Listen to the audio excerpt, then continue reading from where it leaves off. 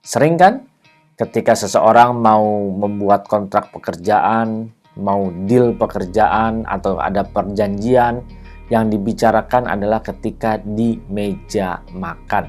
Entah dia sambil makan makanan keras, entah dia sambil ngopi. Banyak hal yang bisa dibicarakan dan sungguh sangat mengasihkan. Sambil ngobrol, sambil ngopi, sambil cerita ngalor ngidul kemana saja. Sering kita ketika makan dan dengan siapapun, saat di meja makan kita banyak berbicara hal-hal yang mungkin masalah-masalah yang ada dari sana, dari A sampai Z, kita bahas panjang lebar di sana. Dan bahkan sering sekali justru di meja makan kita ngomongin orang. Di meja makan kita bahas orang lain.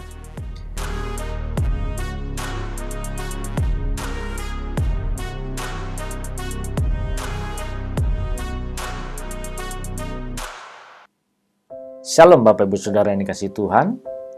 Saat ini berjumpa kembali bersama dengan saya, Buyung Kosaputra di channel CPS Television. Ayo, saya mengundang Bapak Ibu Saudara yang baru pertama kali mengunjungi channel ini, yang belum pernah klik subscribe, ayo klik tombol subscribe dan klik gambar loncengnya, supaya Bapak Ibu Saudara dapat menerima notifikasi ketika ada video-video yang terbaru yang saya upload.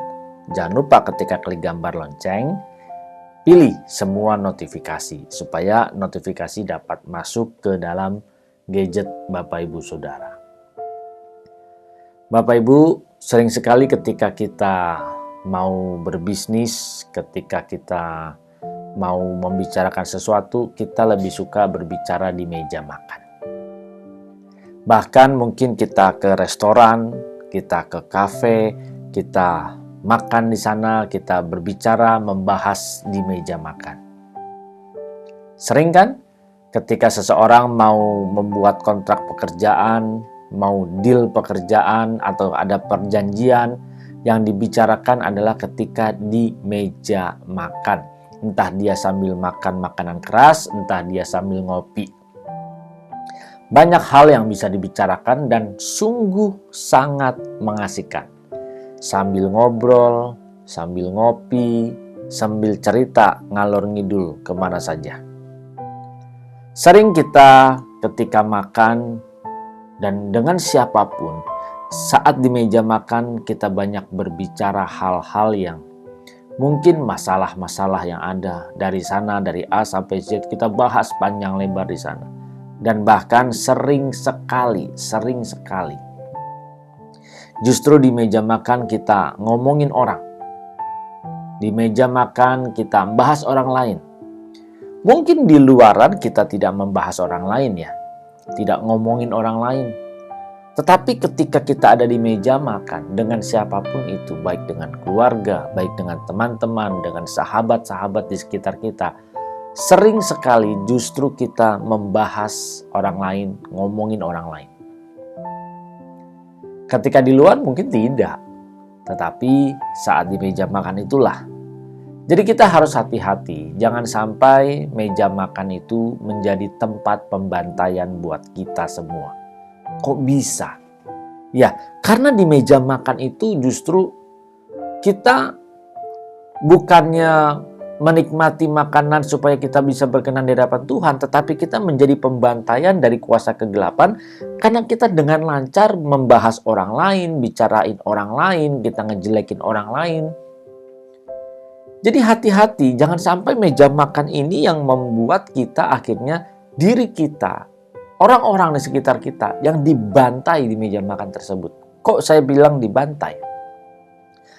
Karena kuasa kegelapan iblis setan itu berusaha untuk membantai setiap kita, orang-orang percaya, agar mulut kita tidak bisa dijaga. Agar perkataan kita tidak bisa dikontrol. Kita sering berkata kepada orang lain, ayo nggak usah ngegosip, ayo nggak usah ngomongin orang lain. Tetapi ketika kita di meja makan justru kita ngomongin orang lain. Nah inilah Bapak Ibu Saudara, kita perlu berhati-hati. Jadi ketika kita, bukan berarti dengan saya bicara seperti ini, kita tidak perlu ngobrol-ngobrol di meja makan, tidak perlu nongkrong-nongkrong di warung kopi atau di kafe. Pak, Bu, segala sesuatu itu diperbolehkan, tetapi tidak segala sesuatu itu bermanfaat buat kita.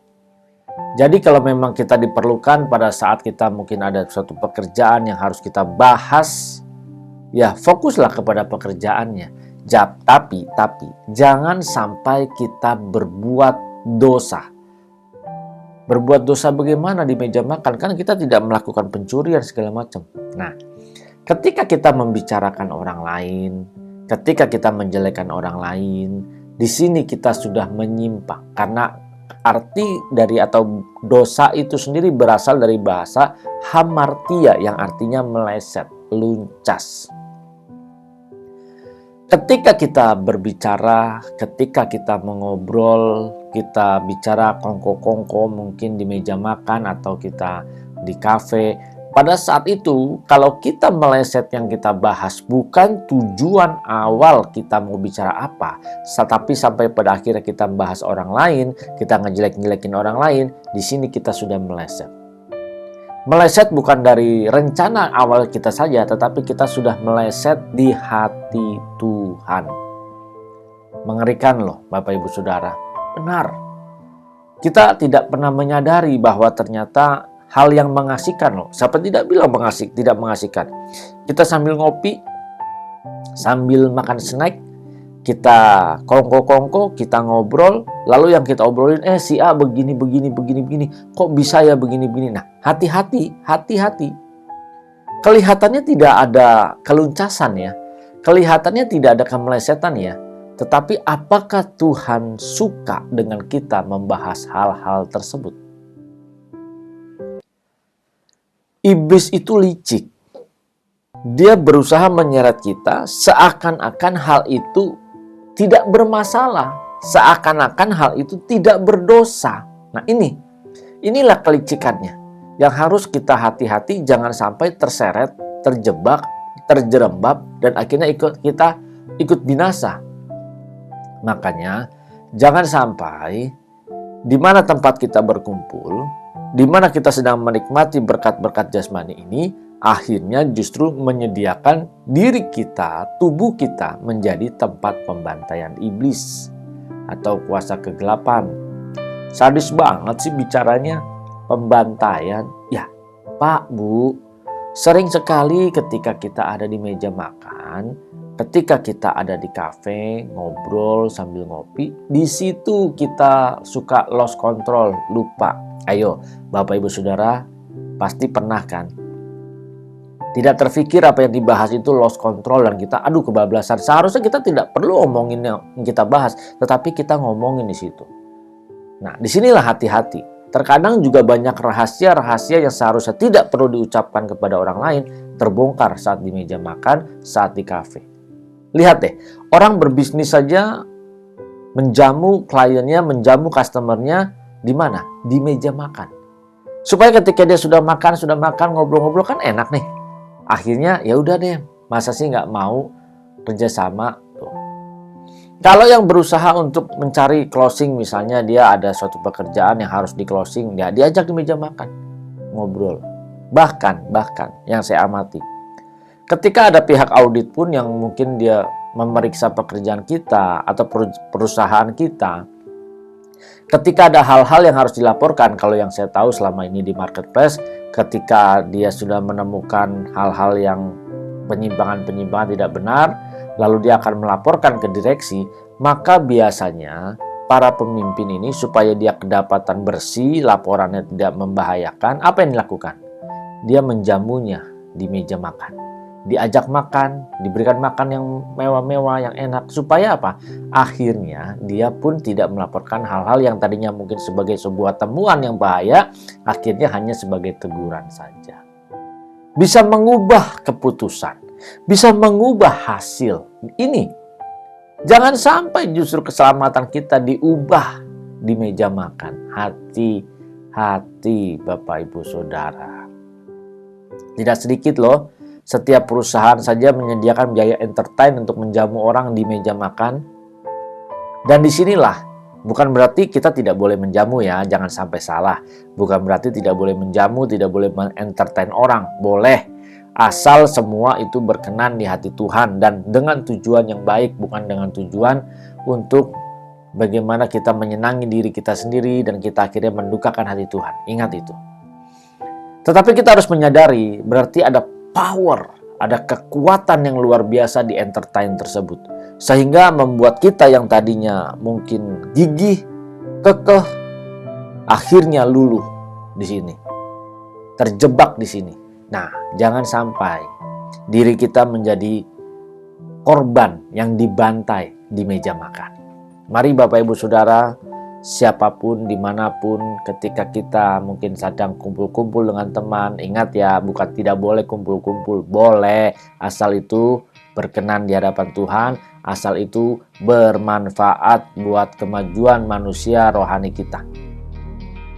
Supaya hubungan kita dengan Tuhan pun semakin erat, semakin menunjukkan kepada sesama. Bukan tidak boleh. Boleh asal tidak menyimpang.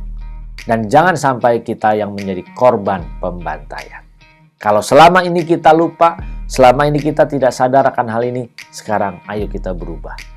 Mari Bapak Ibu Saudara, kita harus berhati-hati. Jangan sampai kita terus terjebak dan kita merasa bahwa kita sudah benar, tetapi ternyata kita belum benar. Ayo kita berubah Bapak Ibu Saudara. Mari jangan lupa berikan tanda like dan share video ini ke teman-teman kita semuanya supaya mereka pun sadar dan diberkati. Bagi yang belum subscribe, ayo klik tombol subscribe dan klik gambar loncengnya. Tuhan memberkati. Salam transformasi.